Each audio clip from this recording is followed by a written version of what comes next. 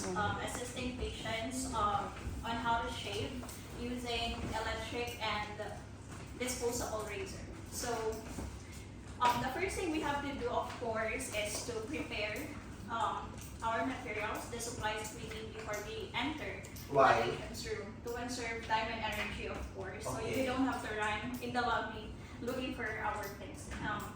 Next is we have to, of course, we're already in the patient's room. We have to introduce ourselves. I'll introduce myself to the patient. I'll say, hi, my name is Miss. We know that's already. Johnson. For the sake of time, let's proceed to the next step. Oh, yeah. So the first thing we have to do is to put the. I'll just go directly to the. So you have to provide privacy, raise the Provide bed. privacy, raise the bed to the comfortable position where you can shave the patient comfortably. And Next the patient is, should be seated or lying down. well, if the patient is conscious, if she can still move her parts, her body parts, then yeah, we can put the patient in this position. If not, then of course, just Your like the choice. other discussion earlier, we have to put the patient on their side. Okay. So we have to put the towel over the patient's chest and shoulder, and then where's the dish? Sorry. Yan ang time and energy. So you have to go back to the I lobby. forgot. Because she got it. Sorry. So we have the wash basin here. So we put the towel here. We need to use a washcloth. We have to moisten the patient's facial But hair. before anything else, love, can you ask for permission that you have Oh, to cut the or to Yes, shave? we have to. We shouldn't be cutting the patient's either the mustache or the beard without the patient's consent, because there are other cultures or religion who prohibits it, and we don't want our patients to sue us. And yeah, we're flowing back to the Philippines after that. Saan yung, can you point your mustache? Your mustache. Asan ba yung mustache? Yung beard. Yung beard. Yung bird. Kasi sabi nila mustache daw, tapos ito yung bird. Baka to kainan ng bird. So ito yung beard. Ano yung tawag mo sa hair sa private parts? Pubic hair. Tapos ano yung hair yung tawag dito? Chest what? Ito. What do you call this hair? Abdomen hair. Sa Tagalog, anong tawag? Karog. Bakit? Can you say karog? Karog. Ano yung karog? Karog to. Sa Bisaya, ang tawag dito kay bulkat. Bulkat sa amo day. Ano yung bulkat? Bulbul nga ni? Kayo. Kasi symbol. Joke lang yun. Okay, next. Yeah, so going back, we have to make sure that the washcloth is moist, and we have to moisten the patient's facial hair. That's to prevent injuries or skin bumps. So after that, we can. Wait, if you imagine shaving tapos dry, what is the effect? What is the feeling? Sugat. Mas dry, masakit. Masakit. So talaga it's better it's moistened, right? Yes. And then we have to put at least 1/4 or a pea size of the shaving cream, and then we have to, using gloves, of course, we have to smother it on the patient's on the patient's facial hair. So either we start on under the nose and then the sides, or wherever part where you have to shave. I'll just discuss as well on the beard part.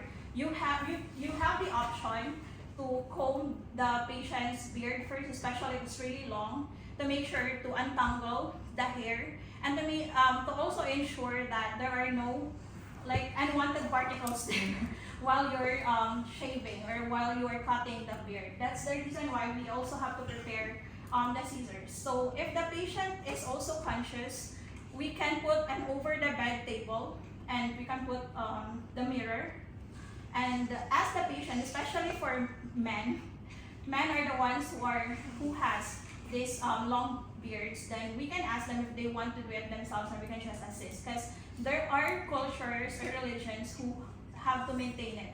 We just have to really advise them as to the reason why we have to do it. So, with the use of the disposable razor, we have to shave it. We have to hold the razor 45 degree in a 45-degree angle.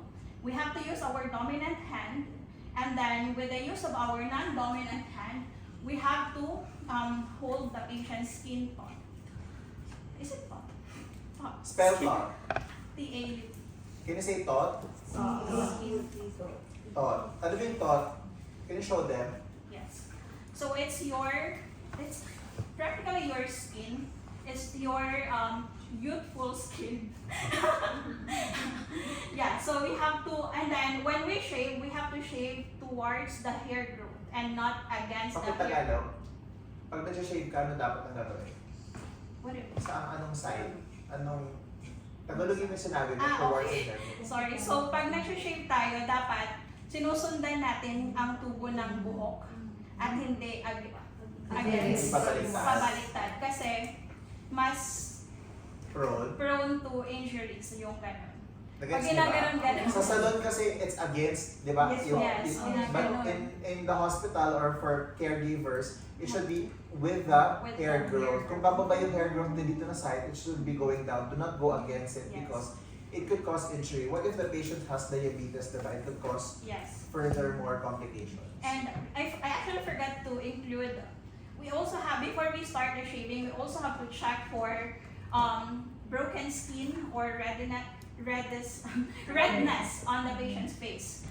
So we can tailor fit our approach, or at least we already know that there's a wound here, then we can avoid or make, when we shave, then we have to be extra careful. Yeah, so Tapos may mga mole, tapos yung mole tinanggal mo kasi nagigil ka. yes, so we have to make sure that to be familiar with the patient's facial features. After that, we have to change our water, and we have to change the water, and then we have to put another washcloth and wring it out properly. Then we have to wipe the patient's face again. We have to make sure that it's clean. After that, we have to ask the patient, or if the patient is conscious, then we can ask the patient to check how she feels about the shaving, or how she feels about what we've done. Just to make sure that the patient is comfortable. So you just have to ask, ma'am, the procedure is done. I have a mirror here, and I have a mirror here where you can, how do you feel about how it... Paingat ka pag nakita mo sarili mo sa bago. Yeah, so how do you feel about it? So, once done, you have to, of course, clean as you go.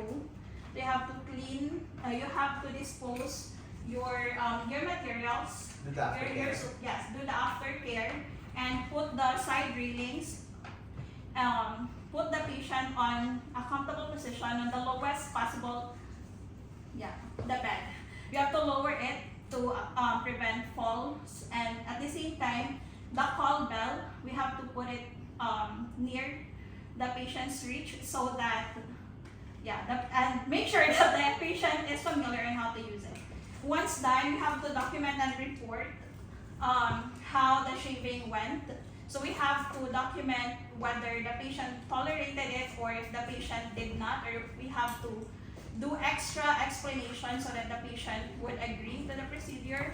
We also have to document any bleeding or wounds that we found out on the shaving procedure. That's it for me, sir. Okay, thank Thanks. you. So now